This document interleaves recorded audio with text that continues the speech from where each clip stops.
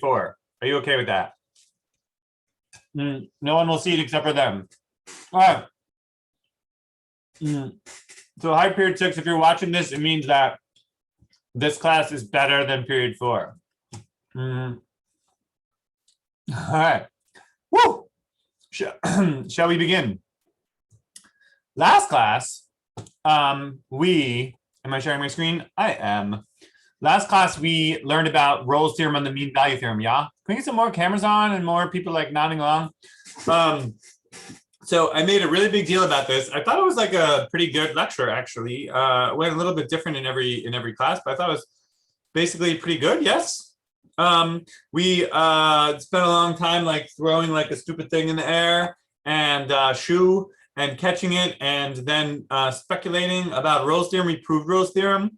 And then we proved the mean value theorem from Rolle's theorem. Oh, this was the class which I kind of just like got the proof done like within the class, right? By just kind of cramming it into the last couple of minutes. I also made a video for the other classes. I don't know if anyone looked at it. It was the same thing, but I went in more personal detail about running a marathon stuff. Okay, let's go over 2 homework problems just to make sure we're all good on the mean value theorem. And it's going to be some other stuff too. Sound good?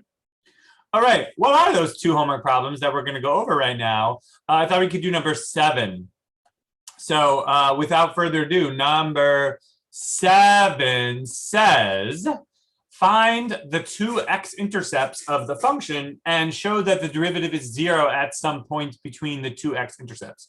Okay, so this is a little bit vague whether they want you to find, well, okay, first of all, what is this function, x root x plus 4? Well, if I'm being very smart, and I'm pretty smart, I will say that this is a product of x and a square root function. So I can already just kind of tell you that, like, yeah, if I plug in 0, of course it's going to be 0. If I plug in -4, of course it's going to be 0 also. So there are my 2 roots, right? And also the domain of this function, well, I can't plug anything less than -4 into this function, otherwise it will crash. Can I get some head nods? Can more people turn their cameras on, please, please, please, please, please? The domain of this function, therefore, is going to be everything from -4 to infinity.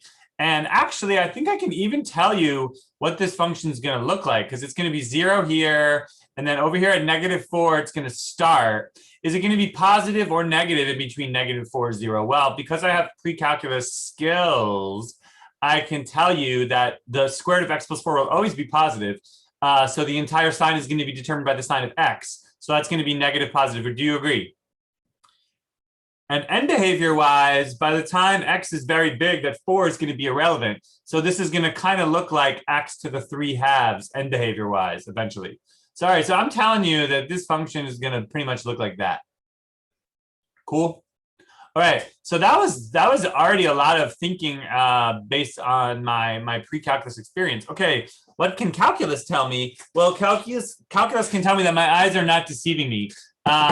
The Rolle's theorem is applicable to this function on this interval. After all, f is continuous on the closed interval -4, 0, certainly. And it's just a product of 2 continuous functions, and it's also differentiable. It's just a product of 2. It's also just a product of 2 differentiable functions. So f is differentiable. Excuse me, on the interval on the open interval -4 to 0, and so we may apply Rolle's theorem. And and of course this too, right? So it's really just like it's these 3 things, right? It's that the focusing on this interval -4, 0, I have that my function is continuous, the function is also differentiable, and the function starts and ends at the same y value. So my conclusion is there must exist a point C on the interval -4, 0, such that f prime of C is 0. Who's with me? All right, now, arguably, that's all this problem asked for. It's a little bit vague whether they wanted you to find the problem or they just wanted you to use Rolle's theorem to just assert that there is such a point. So if all they wanted you to do is to prove that there is such a point, then we're done. But we might as well just find the point also. Let's do that right now. This is kind of good practice because we're getting to the point where, okay, we spent the whole last month, all of March was about getting really good at differentiation. All of April is about like using differentiation, which requires oftentimes more algebra skills than it does calculus skills. Here is a good example. Take this function. I'm gonna now find the place where the derivative is 0. Are you ready? All right. Well, first of all, I'm going to be a good little boy, and I'm going to write this function in derivative-friendly form as x times x plus 4 to the 1/2. And now I'm going to differentiate. So here we go. What is the derivative? It is, I'm going to apply the product rule. So it's the derivative of the first times the second. So that's x plus 4 to the 1/2 plus the first x times the derivative of the second. And what is the derivative of x plus 4 to the 1/2? Well, this is going to require the chain rule. The derivative of something to the 1/2 is 1/2 something to the negative 1/2 back inside for the derivative of x plus 4, which is just 1. So we're done. All right, and now I've talked about this. I've never talked about this live in class before, but I have talked about it on many videos that I've, in theory, had you watching to go over the homework problems. So you may have heard this before from me in a video, but if not, you're going to hearing it right now, which is that finally I'm in the point in this course where the goal is not just to kind of find the derivative just for the sake of it, but the goal is to find the derivative in order to do something with it. And what I want to do with this derivative is to get it into a nice, neat, organized form. And what I have right now is like annoying because it's multiple terms. I have fractional exponents. I have negative exponents. I have square roots. And so your first instinct here is probably to convert everything back into radicals and get common denominators and stuff like that. And I'm here to tell you that there is a better way. The better way is a little bit harder at first until you get really good at it, and then it's just really, really good. So here's what I'm going to do. I'm going to notice that these two terms, and oftentimes when you apply the product rule, you get these two terms, both have an x plus 4 in it, but to different powers. So I want to factor out x plus 4 to the something. What do I want to factor out? Well, I want to factor it out intelligently such that I don't have any negative exponents left over. So therefore, what you do is you always factor out the lower of the two exponents. And while I'm at it, I also don't like fractions. So I'm going to factor out a 1/2. Okay, this is algebraically hard, but I promise you, you can all do it. All right, so what just happened? Well, now I have to multiply. I have to say, okay, how many x plus 4s are left? Well, if I factored out x plus 4 to the negative 1/2, but this is x plus 4 to the 1/2, then what do I have to, what should this exponent be in order for me to have factored correctly? Well, it has to be 1, right? Because that's how exponents work. Okay, so however long it takes you to figure this out, you have to say to yourself, yo, something to the negative 1/2 times something to the 1 is something to the 1/2. And then plus, and well, now I have factored out all of this. So I just get plus x, boom, boom, boom. Okay, this is pure algebra. This is, I would call this like an advanced algebra methods. And what is the method? We have just very, very quickly and efficiently made this problem not hard. Because now what do we get inside here? We get 2x plus x is 3x plus 8. And so I'm here to tell you that this is the way. What do we now have? We now have, with minimal effort, a very, very nice, beautiful, clean, clear representation of the derivative. Follow? And that is kind of the thing, that's the kind of thing you want in your life. So now that I have the derivative, almost as an afterthought, when is the derivative 0? Well, it's when x is negative 8/3, yeah? So there it is. So the answer to my problem, which was arguably not even part of the homework, was find, a place where the derivative is 0, and the answer is it's 0 at negative 8/3. All right, how are we doing? Woo! That was some calculus, some chain rules, some math. Okay, let's do another problem. Here was another problem I assigned, number 44. Number 44 basically said, yo, just apply the mean value theorem. So first of all, is the mean value theorem applicable? Yes, because this is just a polynomial. So of course it's continuous and differentiable. Those are the best functions there are. And I want to look at this on the interval negative 1, 1. Okay, well, let me multiply this out. And I get x cubed minus x squared minus 2x. This is certainly the most useful form to have the function in if my goal is to differentiate. So let's just do that sort of already, even though it's kind of like a little bit mindless for me to differentiate already because I haven't set the problem up yet. But all right, done. Why did they factor it like this? Oh, well, they kind of indicated to us that if we wanted to be smart and make a graph of this, that actually this whole thing factors into x minus 2, x plus 1. You with me? Okay, so not everyone in America is so incredibly good at pre-calculus, but you are. So it only takes a couple extra seconds to just graph this polynomial. We know all about these little guys. I got a derivative I got a root at 0. I have a root at -1. And when I plug 2 in, I also have a root. I'm interested in this function on the interval -1, 1, which means I should probably plug 1 into this function. And when I do that, I get 1 times -1 times 2. So I get -2. All right, how are we doing? All right, therefore, it's not too presumptuous of me to be like, yo, this function looks roughly like this or something-ish. Okay, now I'm not sure about those relative extrema. In fact, that's the goal of today. But that's pretty much what this function looks like. Okay, what am I supposed to be doing again? Let's read the problem now. Find all values C in the open interval A, B such that the derivative equals blah, blah, blah. Okay, so in other words, what they want you to do is to apply the mean value theorem to F on the interval -1, 1. Okay, what is the average rate of change of this function on the interval -1, 1? Average rate of change, handwriting so bad, of F on the interval -1, 1. Answer, it's going to be F of 1 minus F of -1 over 1 minus -1. And F of 1 we saw was -2. F of -1 is 0 all over 2. And so the answer is -1. Okay, so you don't need a graph for this, but it's certainly nice to have a kind of a visual here. What do we have? We have this secant line. And this secant line is this line right here. And what is there to say about the secant line? Well, you can just tell now, right, that we went over 2 and down 2. So there it is. Okay. So what is the content of the mean value theorem? The mean value theorem says that there must exist some point C on this interval. To me, it looks like it's about there, such that the derivative of F at C is equal to -1. Cool? Okay, and now this problem wants you to do what I did in the previous problem as well, which is not just stop by asserting that there is such a point, but actually go and find it just to kind of feel better about yourself or whatever. All right, so let's do that now. I already have taken the derivative.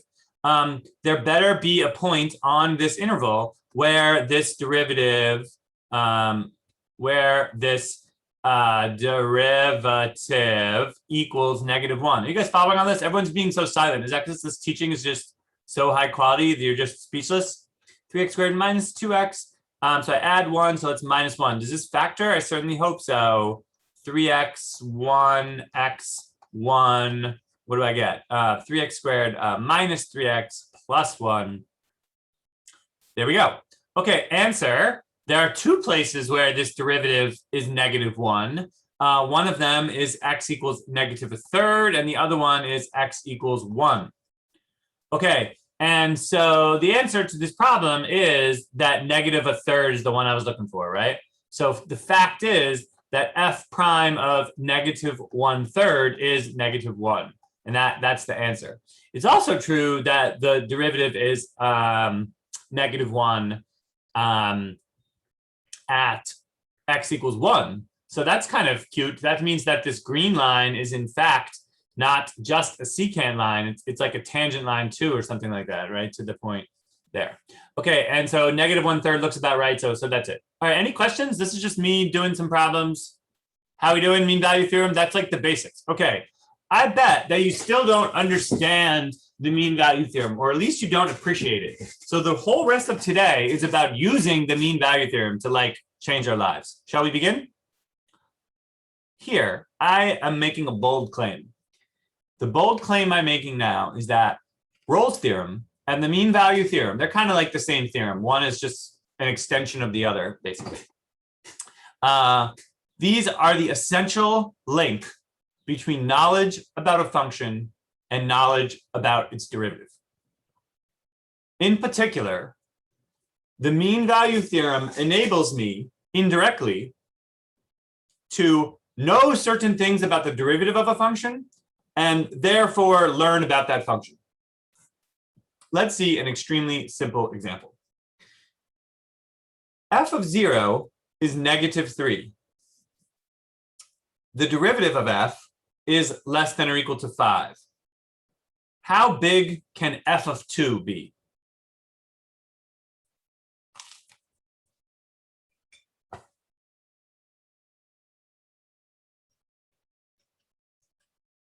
Put some answers in the chat.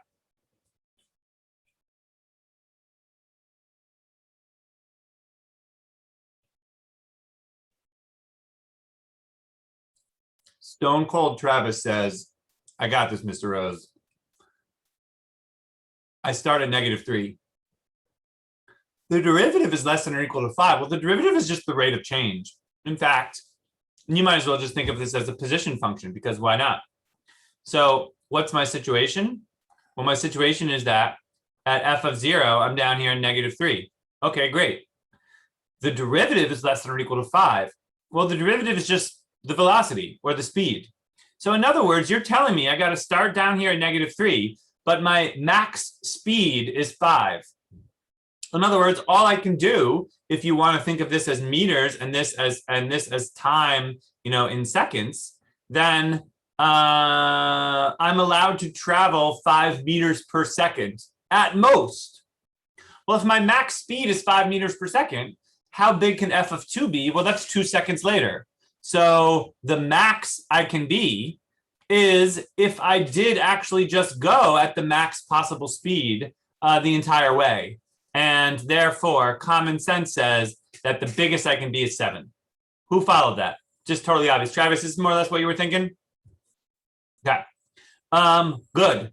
However, the derivative is not just kind of, sort of, maybe kind of reminds me of the speed, or it feels like the speed, or something like that. In fact, the way we've done it in this class, a derivative is like this precise mathematical object. It's like a limit and stuff like that. So we should be able to prove this, right? This is what I call informal reasoning, which is extremely important. And if you thought that the answer was 7 and you understood this, or if you understand it now even, then that's very good. But also, this is the kind of thing I would like to be able to demonstrate, and I can. The answer is with the mean value theorem.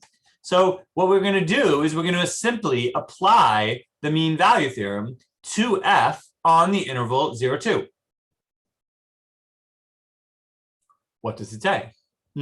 It says that there exists a point C on the interval 0, 2 such that the derivative of f at C is equal to f of 2 minus f of 0 over 2 minus 0. F of 2 is what I don't know. F of 0 is -3. In other words, somewhere f prime of C equals f of 2 plus 3, because, right, minus -3 over 2. But also, the derivative is less than or equal to 5. And so here is what I mean by indirectly, right? The mean value theorem appears to tell you things about the derivative, right? It says that somewhere the derivative is blah, blah, blah. But really, it doesn't tell you as much about the derivative as you might think, because it only tells you that somewhere the derivative is equal to this. So it's not so usable in the mean value theorem, you might think. Oh, but wait, it is usable, because now, knowing that the derivative is less than or equal to 5, then since C is one of the numbers on this interval, then certainly it's true that f prime of C is less than or equal to 5. Yeah? So I conclude that f of 2 plus 3 over 2 is less than or equal to 5. Something magical just happened here. I used a fact I knew about the derivative, that it's always less than or equal to 5. Oh, wait, so f of c has to equal, derivative of f of c has to equal that. Travis? Did you mean to be talking out loud, or were you just like exclaiming to yourself? He might have been exclaiming to himself. All right. But yes, everything I think you were saying is right. So look, does everyone see? The fact that the derivative is less than or equal to 5 means I know that the special point is less than or equal to 5. And yet the special point must be equal to the average rate of change of this function on the interval 0, 2. Hence, I can tell you now something about how much this function changed. And I think everyone just sees right now what to do, right? I just multiply both sides of this inequality by 2. I subtract both sides of this inequality. And in fact, we get, just popping out with math, the exact theorem that, or the exact result that you guys kind of appreciated intuitively. Who's with me? Okay, there's more. Here's another theorem. I could have assigned this for homework, but usually when I do that, no one gets it. So I took it off the homework. And this is actually just number like 84 or something from the book, or 81 or something like that. I can't remember. Here's what it says. It states a sort of, at first, seemingly obvious, but actually somewhat subtle fact. If the derivative is 0 everywhere on an interval, then the function must be constant on that interval. Okay. Initial thoughts about this are probably like, dude, Mr. Rose, this is stupid and obviously true. But perhaps you are making a converse error. What I know, and this has come up before, is that if you give me a constant function, then the derivative is 0. That is trivial. We've done that already. This is the converse. This is, if the derivative is 0, then the function must be a constant. That sounds like something that is quite hard to prove. Now, it's not that hard to understand if you have a very flexible way of thinking about the derivative, because what is the derivative? It's just the change. So like, I don't want to sound like some kind of like guru, like wise man sitting on top of a mountain with a long beard, but like, if there is no change, there is no change, right? If the derivative is 0, then there is no change, then the function is not changing, so it is constant. Okay, that does really make it sound like it's just totally obvious. How can we prove this using the actual, using the definition of differentiation, not just the understanding of what a derivative is supposed to be? Well, we can use the mean value theorem. The idea is that we apply, let's see if I remember how to do this. Maybe I should do it in a kind of careful way. So, okay, so let's go. It's an if then, right? So we begin. Suppose that the derivative is 0 for all x on some interval. Okay. And what I would like to conclude is that f is constant on the interval AB. Man, how do I prove that a function is constant? Well, what does it mean to be a constant function? It means that any two y values are the same. Okay. How do I do this? I'm trying to choose my words exactly carefully here. All right. So what I need to do is prove somehow that any two x values whatsoever are always going to be the same. Okay. So I claim what needs to be done here is I just need to take some, let's call it x1, and some x2 on the interval AB, and just going to pick two random points, x1 and x2. Let x1 be less than x2, just to, just cause. And what I need to do is I need to show that f of x1 equals f of x2. Does everyone agree that that is, that suffices, right? If I can show that any 2 points have the same y value, then in fact, all the points must have the same y value. And then this function must be constant. Might be slightly simpler to, at some point I want to do, let me just think for 1 second. Okay, well, why does f of x1 equal f of x2? Maybe, hold on, let me just back up a little bit. I think it's slightly easier on our brains if we, instead of saying it like this, I'm sorry, let's just start the proof by contradiction now, right? Maybe that's easier. In other words, I want to do this. I was convinced by a student many years ago that the easiest way for kids to understand this is to do it by contradiction. So let's just suppose it's not constant, and then we'll get a contradiction. Okay. So ready? Let's do that. So suppose that f is not constant. Okay. Well, what does it mean to be not constant? It means that the function somewhere has two different values, right? So there are x1 and x2 on the interval a, b, such that f of x1 is not equal to f of x2. That's what it means to be not constant, right? It means somewhere it's different. Okay, but if somewhere it's different, then what do I know? Well, now I'm going to apply the mean value theorem to f on the interval x1, x2. What does the mean value theorem say? I'm going to switch to red. It says that there exists a point C on the interval x1, x2 such that the derivative of f at C is f of x2 minus f of x1 over x2 minus x1.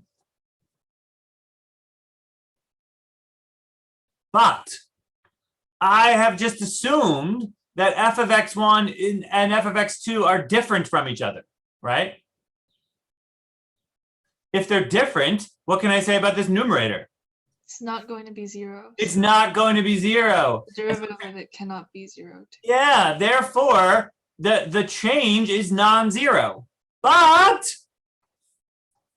my supposition was that, in fact, the derivative is 0 everywhere on that interval. And so we have a contradiction. Who followed the logic there? Take a function whose derivative is 0 everywhere. I want to show it's constant. Well, suppose it's not constant. If it's not constant, then two places it must be different. But then the mean value theorem says that there was some change that happened. And if some change happened, then there must have been a rate at which that change happened overall. And the mean value theorem says there's a point at which the instantaneous rate at which that function was changing is equal to that average rate of change. So there's a point where this derivative is this non-zero number, but the derivative is 0 everywhere, so that's a contradiction. Okay, this is a quite incredible little theorem, and it's actually very important. So this is the theorem we just proved. This is a corollary. If I haven't used this word before this year, a corollary is just an extra little theorem that you get by adding, one or two small steps to a real theorem. And this is a loose end that came up in class like a month ago. If you give me two functions with the same derivative, then they must differ by a constant. Now, once again, there's the possibility of making a kind of a converse error, because it's certainly true that if two functions differ by a constant, then obviously I can just take the derivative of both sides and they have the same derivative, because the derivative of k is just 0.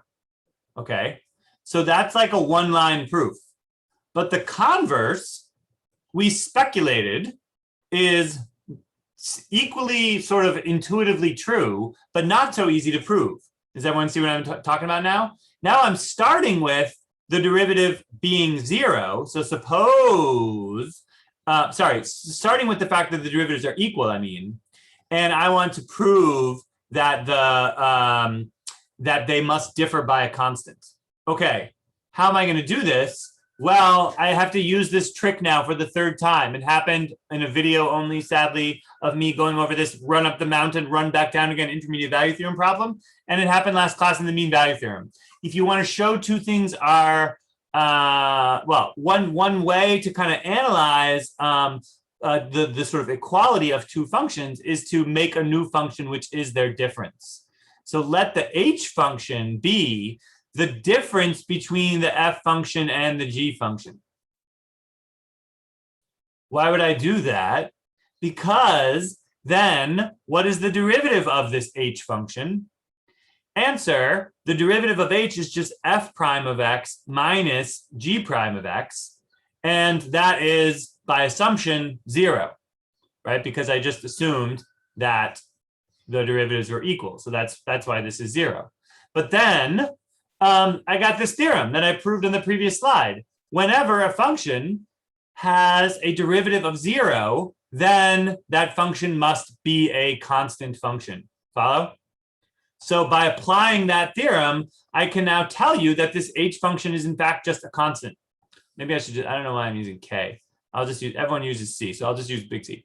So h is just a constant function.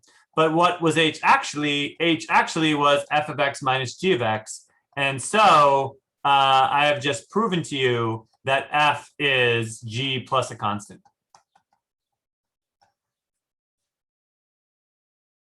Who's with me? Going kind of fast, getting a lot done today, right? Basically, I just showed that if two functions, this is what we talked about one day, right? Like with the synchronized swimmers and stuff. Shoop. If you have two functions which are following the same coach doing the exact same thing at the exact same moment, then in fact, you are right when you suspected intuitively that they always stayed a constant distance apart from each other. You were right about that, right? In fact, we've just proved it. Okay, if I went too fast, you can read that over again later. All right. Now we're really getting to the real stuff. This is something I mentioned last class was, on the one hand, extremely obvious. In fact, this is everything we've been doing for the past half an hour. It falls into this exact same category. This is kind of obviously true, and yet, if you actually try to prove it, it's not quite so obvious what to do. Here's the theorem. If the derivative is negative, the function is decreasing. I forgive you if it feels like we already know this, because the derivative will not stay chained within our like tight definitional bounds, right? The derivative is like this large thing that we kind of understand. And to the extent that the derivative represents the rate of change, if the derivative is negative, it means the change is negative. So it means that the function must be decreasing. Okay, but I would still like to prove this theorem, and we can. How? Well, first of all, you need to know what it even means to be decreasing. This is another thing that has a pre-calculus only definition. And the definition is very simple, and Kirk taught it to you, but it was a long time ago and you never used it again and you probably forgot it. Well, here we go. What does it mean for a function to be decreasing? It's like the simplest definition in the whole world. Dude, you take a number, then you take a bigger number a little bit farther out to the right, and hey, your function got smaller. Okay, move right, go down. That is caveman speak for the definition of what it means to be decreasing. Notice that no calculus was used in this definition. So f is decreasing on some interval a, b, if and only if for all x1 and x2, that's bad notation, sorry. For all x1 and for all x2, in other words, take any 2 points whatsoever on that interval, if x1 is less than x2, in other words, let x2 be the bigger point, then f of x1 is less than f of x2. Bad handwriting. Get it? Move right, go down. Okay, so if that's the definition of decreasing, then we should be able to prove such a thing. And we can. Ready? Let's go. Oops. So suppose that the derivative of f is negative. I should probably keep saying like on some interval, but I don't really feel like it right now. So can I just say negative? The derivative is negative. Conclusion, f is decreasing. All right, here's where it helps if you're like a mathematician or at least like a math teacher and you've done like a million proofs so far in your life. So half of the struggle is just keeping all the logic straight. So, you know, this is a conditional, therefore I assume the antecedent and I try to prove the consequent. Okay, how do I prove that f is decreasing? Well, just let's consult the definition of decreasing. What is the definition of decreasing? It says that if you pick any 2 points whatsoever, then, move right, go down. Yeah. Okay. So let's do it. Take arbitrary x1 and x2. I really should say on some interval. I'm feeling now bad about that. Suppose the derivative is negative on some interval AB. Take x1 and x2, from that interval. And now, what are we going to show about those two arbitrarily chosen points from that interval? Well, we're going to show that, here, I'll call this A and I'll call this B, just so it's all happening like that. So what I'm going to show is that if you move right, then you go down. Okay, in other words, there's like another conditional like inside the definition of decreasing, right? And so I have to do like another little subproof. I have to say, okay, suppose that x1 is less than x2. And then what I need to do is I need to somehow show that f of x1 is less than f of x2. Who's with me? Notice I haven't really done anything yet. I just got it all set up. All right. Well, what is it that we're actually going to do that's going to make this happen? That's like my insert symbol. Answer, we're gonna, well, you tell me, what are we going to do?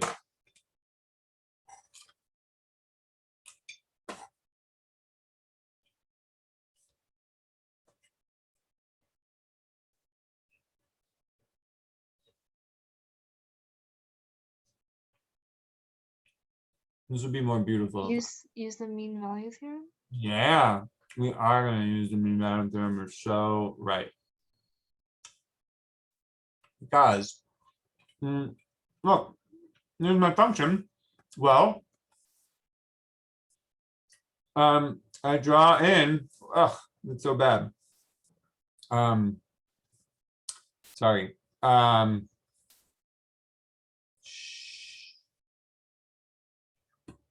That green line represents, that's the secant line. What does the mean value theorem tell me? It tells me that somewhere on this interval, there's this special point, right? That's what the mean value theorem says. It says on any interval, there's this representative point. At this representative point, the instantaneous rate of change equals the average rate of change. So that these two lines are parallel. Are you guys feeling this? All right, so what we're going to do is we're going to apply the mean value theorem to f on the interval x1, x2. The derivative is negative, so the derivative exists, so the function is differentiable. If it's differentiable, then it must be continuous. So I think we're basically all good. And now, what does the mean value theorem say? It says that there exists some point C on the interval x1, x2, such that f of x2 minus f of x1 over x2 minus x1 equals f prime of C. But what do I know about f prime of C? It's negative. Is negative. F prime of C is negative. So that means that f of x2 minus f of x1 over x2 minus x1 is negative.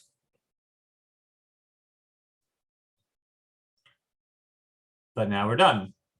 Because what can I say about x2 minus x1? It's positive. It's positive. Therefore, running out of space, so I'll stop writing sentences and I'll just say, what is the conclusion about this numerator then? Must be negative. It must be negative. And that is all we had to show, right? If that numerator is negative, then in fact, f of x2 is bigger than f of x1. Sorry, did I do something wrong? Move right, go down. Yeah, I wrote the wrong thing here that I was trying to be proven. Sorry. if that was confusing you. I need to prove that f of x1 is bigger than f of x2. Move right, go down. And I have done so, right? F of x1 is bigger than f of x2 because this numerator is negative. How do I know the numerator is negative? Because the fraction is negative and the denominator is positive. How do I know this fraction is negative? Because this is the average rate of change of this function on this interval. And it has to be negative because it has to somewhere equal the derivative. There must be some point where that's the derivative, but the derivative is negative everywhere. So no matter what c is, the rate, the thing will be negative. All right. All right, that was a lot of theory. Now a lot of examples. Man, we're going fast. I think this is going to be the one that goes on the internet because no one's saying a single thing. No one's slowing me down. I'm on fire. Because I went to Blair today and I saw students and I got happy. Here's a polynomial. Don't you wish you could know everything there is to know about this polynomial? Surely, Mr. Rose, I know everything already about all polynomials. No, you think you do. But there's that extra bit of calculus stuff that we didn't know how to do, like finding the relative extrema. Well, now we know everything almost. Take this function, take the derivative. What do we get? 12x cubed minus 12x squared minus 24x. Hopefully that was like not that hard, right? In class, I would give you all time to do this, but I never know whether you're all really working or you're just like drooling. So I'm not giving you any time. I'm just pushing on. What should I do with this cubic? Let's factor it. Yeah, because wait. The big takeaway of the previous slide is that whenever the derivative is negative, the function is decreasing. And okay, of course, the other half of the theorem is that whenever the derivative is positive, the function is increasing. So now what we've done is we've reduced knowledge about whether a function is at that moment increasing or decreasing to knowledge about the derivative. And if you give me the function, I can just easily take the derivative. And now I'll factor out a 12x because they all have those in common. So I get x squared minus x minus 2. In other words, this is 12x, x minus 2x plus 1. Whoa. I have the derivative, and this derivative is just a cubic and the cubic factors. And I am an expert at producing sign charts in less than 10 seconds for factored cubics. This is a cubic whose has roots at -1, 0, and 2, and its end behavior is, negative, positive. So this is just gonna be negative, positive, negative, positive. Agree? Well, now what can you tell me about this function? I now know that f is decreasing on the interval from -infinity to -1. In other words, I just read it right off this sign chart, right? This fact about this function, its derivative on the interval up to -1 is negative. Based on common sense / the theorem we proved on the previous slide, that means that this function is decreasing on this interval. And if and also then f is increasing on the interval -1, 0. F is decreasing on the interval 0, 2, and f is increasing on the interval 2 to infinity.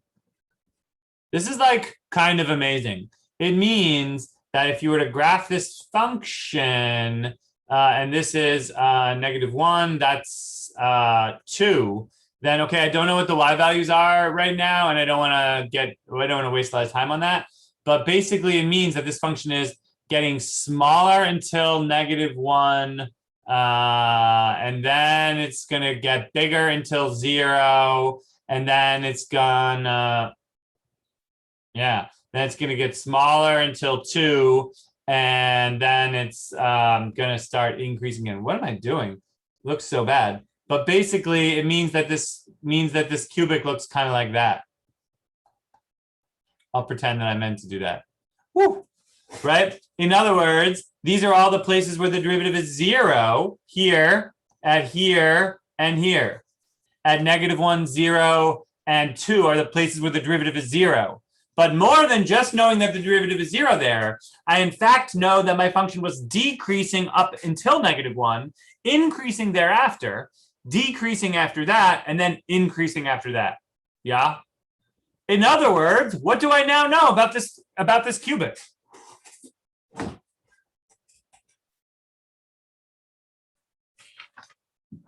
Well, okay, that's kind of, maybe that's a weird question. I know where the relative extrema are, in fact, right? So this is the third class that we've been on, ultimately like the same kind of topic, right? 2 classes ago, we spent the whole class talking about maxima, minima, the extreme value theorem, Fermat's theorem, where to look for extrema. And the answer was, look at the endpoints. And to find the relative extrema, you should find all critical numbers and look at those. But I put it off till later, and we took a whole class detour into the mean value theorem, which was the powerful mathematical tool that we needed to unlock all this future stuff. But now, returning, I think I now know how to find relative extrema, seemingly. Because if my function is decreasing, but then starts increasing again, well, then there must be a relative min there, right? And if my function is increasing up to a certain point and then starts decreasing, then there's a relative max. Are you with me? Okay, this is so important, and it's such an incredibly frequent thing that we do in calculus. I'm going to skip this example because I don't think I have time for it, though it's very interesting. I might make a video. It's so important that we have a name for this, and we call it the first derivative test. Okay, it's kind of a weird name to call it a test, but it's really just a theorem. It might as well be just called the first derivative theorem. And what is the theorem? It's a theorem about relative extrema. And okay, I was going to type it up, but I didn't. So I'll just write it right now, what this theorem says. Here's what it says. Suppose that f is continuous on the interval a, b. And I think that's all I want. Okay. And okay. And suppose, yeah. And let's C be a critical point. Critical point for the function f on the, well, that's good enough. Okay.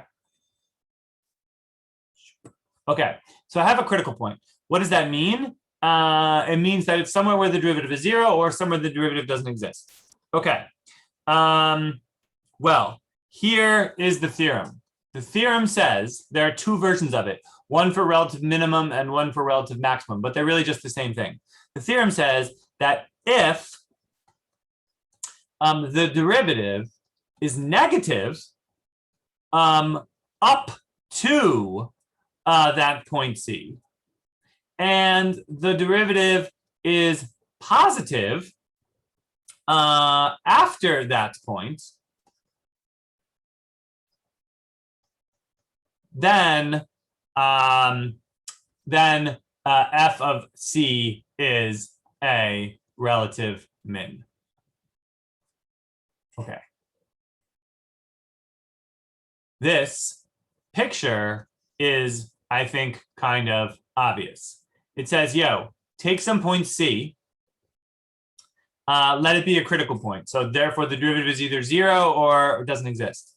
And now, suppose that the derivative is negative up until C, but then positive thereafter. Then that's a relative minimum. Okay, and the proof of that, this barely needs to be proved. The proof is just uses the facts from the previous 2 slides, right? It says, okay, look, it goes kind of like this, ready? Take some x value that's to the left of C. And now take some other value, call it z, that's to the right of C. Well, you say something like this. If x is some point on the interval AC, then what do I know about it? Well, I know the derivative is negative, right? Then f prime of x is negative there, because that's my assumption, that the derivative is negative leading up. But if the derivative is negative, then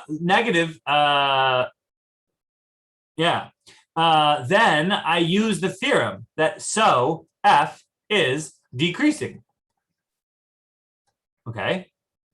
But if f is decreasing, then it means that on this entire interval, then it means, so what does decreasing mean? It means move right, go down. So therefore, f of c must be less than f of x, because move right, go down, right? And x was to the left of c. So since c is the bigger x value, then it must have the smaller y value. Good? Okay. And now take an arbitrary value z on the other side of c. So, which is bigger than z. Well, then, by my assumption, the derivative is positive. So if the derivative is positive, now I use my calculus theorem, the theorem that I proved using the mean value theorem, but it's also kind of just common sense, that if the derivative is positive, f is increasing. All right, well, if f is increasing, what's the definition of increasing? Definition of increasing is move right, go up. So that means that f of z must be bigger than f of c. Okay, well, look, what have I just done? I've shown that if you take an x value to the left of c, it's got to be bigger than f of c. And I've shown that if you take a value to the right of c, it's got to be bigger than f of c. So what I've just shown is that no matter what, f of c is going to be less than or equal to f of x, which is the definition of relative min. So it's a relative min. Okay, this proof might be a little kind of almost too boring to really do. Some years I just don't even do it because it's kind of common sense. What is the first derivative test? Basically, it's a theorem which enables you to skip all this logic, right? Because this logic is a little bit like tedious. But okay, should we just see one in action? We're actually going to end on time today. It's amazing. Okay, last slide. Find and justify all the relative extrema of the function f of x equals x plus 2 sine x. Okay, once and for all, we have the power now, finally, to not only locate relative extrema, but to prove that they are relative extrema. Okay, and basically, what does it come down to? It comes down to the following. I should have stressed this a little bit more, right? The derivative was negative to the left of c, and the derivative was positive to the right of c. And so the more casual way of stating this condition here in the green box is that the derivative changes sign. What the first derivative test says in words is that when the derivative changes sign at a critical point, then you have a relative min or max. The thing that you need to keep in mind all the time that might be messing with you is like our x cubed example from 2 classes ago, right?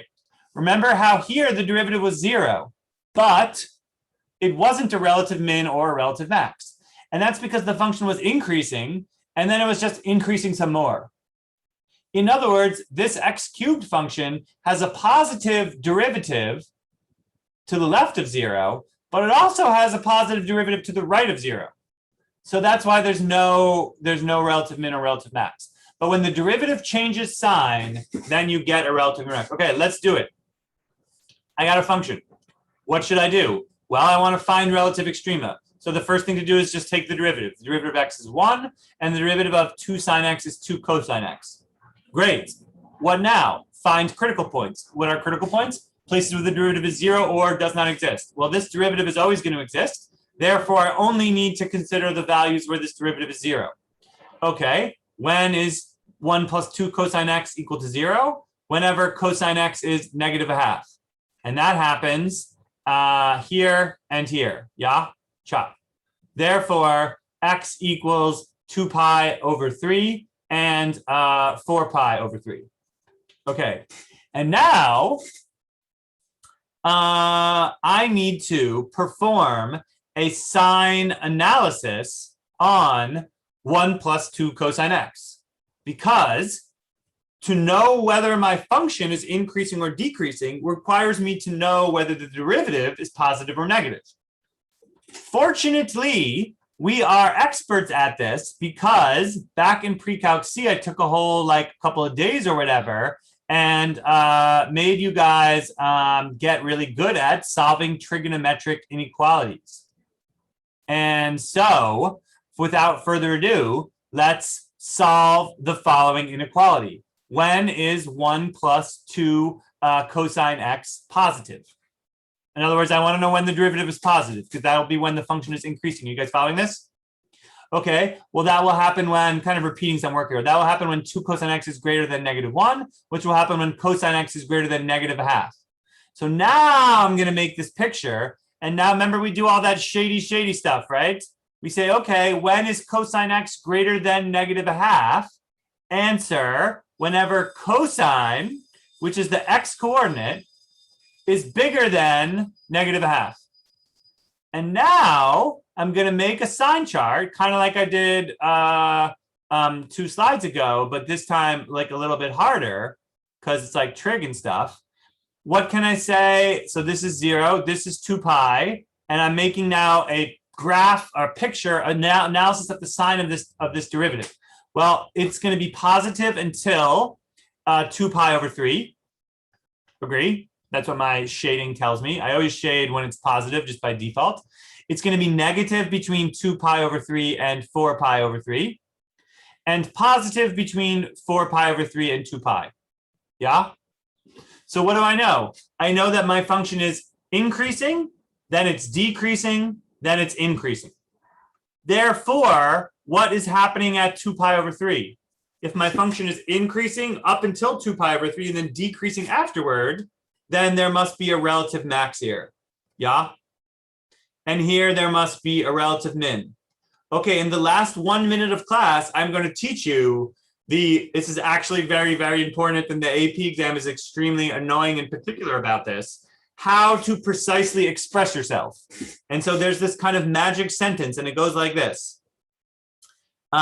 Since f prime, the derivative, changes from positive to negative at x equals 2 pi over 3 by the first derivative test, f has a relative max at x equals 2 pi over 3.